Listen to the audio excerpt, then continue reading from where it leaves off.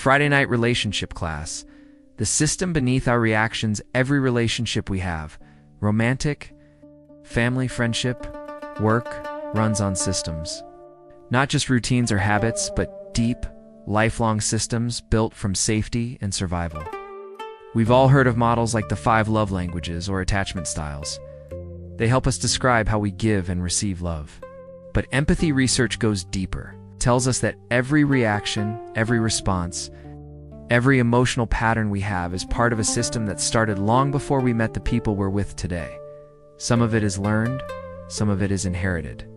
Some of it is written into our DNA, and almost all of it is linked to one thing: safety.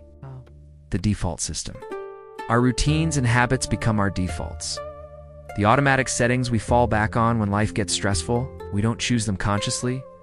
They were built over time to keep us safe. When we feel misunderstood, we defend. When we feel unseen, we withdraw. When we feel unsafe, we control.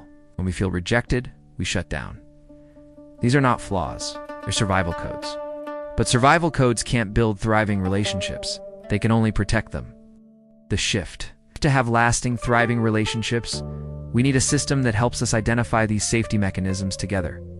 Empathy is that system. It's how we notice what's happening beneath the surface, how we adjust our approach, and how we become the driving force that makes the relationship successful. Empathy lets us say, I see what's happening in you, and I'm not going to make it about me. I can feel your fear without taking it personally. I can recognize your defense as protection, not rejection. That's how safety becomes connection. That's how survival becomes growth. Practicing empathy daily. Empathy isn't a one-time skill. It's a daily practice. Here are 3 questions to ask yourself in every interaction with your partner, your kids, your friends, or anyone you love. What safety mechanism might be showing up right now in me or in them? This helps you pause before reacting. What emotion is underneath that mechanism? Fear, shame, loneliness, exhaustion, naming it changes everything. How can I respond in a way that builds safety instead of threatens it? This turns empathy into action. Ask these 3 questions and you'll start to see your relationships shift, not because you changed who you are, but because you changed how you see who you are. This week, remember, empathy isn't just about understanding someone else's feelings.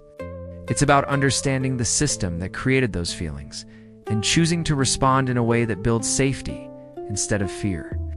When 2 people learn to identify and adjust their safety systems together, they stop surviving their relationship and start thriving in it.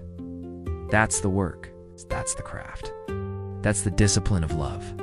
I am Jim Rutherford, and this is the Want to Project.